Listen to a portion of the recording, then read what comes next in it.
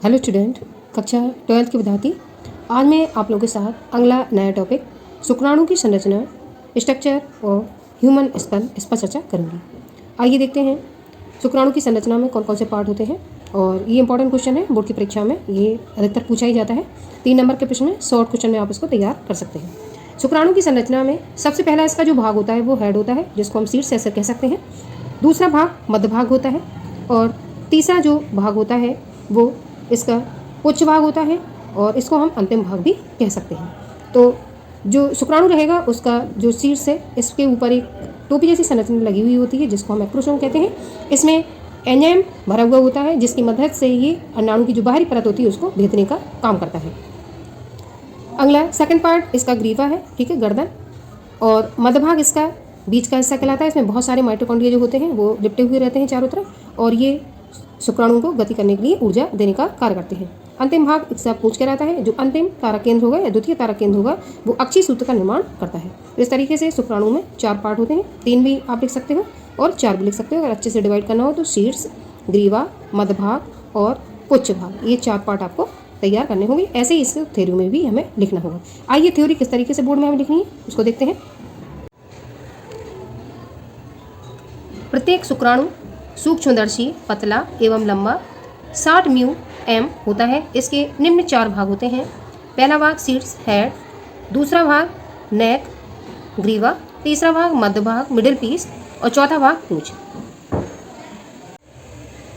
Head यह शुक्राणु का शीर्ष भाग होता है जिसमें एक बड़ा व अग्रुत केंद्रक होता है। इसके अग्रभाग पर अग्रभाग मतलब आगे के हिस्से पर एक टोपीनुमा संरचना होती है।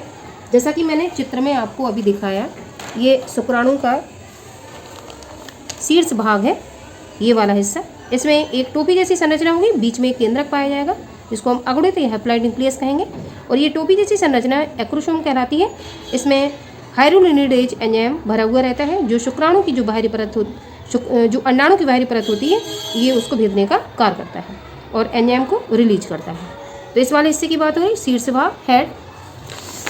आगे देखेंगे टोपीनुमा संरचना होती है, इसे अग्रपिंडा के एक्रोसोम कहते हैं। दूसरा पार्ट नेक, यह भाग थोड़ा छोटा होता है जिसमें 2 तारक केंद्र होते हैं। अग्रस्थ तारक केंद्र प्राय ग्रीवा में होता है तथा दूरस्थ तारक केंद्र शुक्राणु के अक्षीय सूत्र का निर्माण करता है। तो जो दूरस्थ तारक केंद्र होगा शुक्राणु के जो बीच में अक्षीय धागेनुमा संरचना है उसका निर्माण करेगा। मिडिल पीस मध्य भाग, शुक्राणु का मध्य भाग इसका शक्ति ग्रह कहलाता है क्योंकि इस पर बहुत सारे माइटोकॉन्ड्रिया लिपटे हुए रहते हैं। जैसा कि लिखा हुआ है, सूक्ष्म नलिकाओं पर अनेक माइटोकॉन्ड्रिया लिपटे होते हैं जो शुक्राणु को गति प्रदान करने के लिए ऊर्जा उत्पन्न करते हैं। तो मिडिल पीस में माइटोकॉन्ड्रिया रहते हैं और बीच वाला हिस्सा शुक्राणु को ऊर्जा देने का कार्य करता है। अगला अंतिम भाग टेल, यह शुक्राणु का अंतिम लंबा भाग होता है। दूरस्थ तारक केंद्र से निर्मित अक्षीय सूत्र इसके मध्य से होकर गुजरता है। जैसा कि मैंने चित्र में आपको दिखाया था अभी, ये अक्षीय सूत्र है और ये पूंछ के मध्य भाग में इस तरीके से दिखाई देता है और ये चलने में भी सहायक होता है। इसके माध्यम से ये गति करता है। अगला टॉपिक हम देखेंगे रजोधन मासिक चक्र या आर्तव चक्र, इंग्लिश में इसको कहेंगे मेंस्ट्रुअल साइकिल। ये महीनाओं में प्रत्येक माह है, ठीक है, ये साइकिल चलती है। आइए देखते हैं। ये भी एक शॉर्ट है, शॉर्ट में इसको तैयार करना है आपको 3 नंबर में। मादा में जननकाल के प्रारंभ के साथ ऋतुस्राव प्रारंभ होता है जो जननकाल की समाप्ति के बाद रुक जाता है। मादा में यह जननकाल 12 से 13 वर्ष की आयु में प्रारंभ होकर 45 से 50 वर्ष की आयु तक होता है। तो प्रत्येक महिला में ये जो मेंस्ट्रुअल साइकिल है वो 12 से 13 वर्ष की आयु में शुरू हो जाती है और 45 से 50 वर्ष की आयु में ये बंद हो जाती है। ये जनन काल की जो क्षमता होती है, ठीक है, उसके लिए ये शुरू होती है और ये खत्म भी हो जाती है। इस काल में प्रतिमाह अंडाशय से एक अंडे का उत्सर्जन होता है। अंडोत्सर्ग की क्रिया दोनों अंडाशयों में बारी बारी से होती है। एक माह दाएं अंडाशय से अंडाणु निकलेगा तो अगले माह बाएं अंडाशय से अंडाणु निकलेगा। निषेचन न होने की स्थिति में गर्भाशय की दीवार एवं अंडाशय में चक्रीय परिवर्तन होते हैं। इस चक्र को मासिक चक्र कहते हैं। मासिक चक्र मतलब प्रत्येक माह ये होगा। सामान्य रूप से यह चक्र औसतन 28 दिन में पूरा होता है।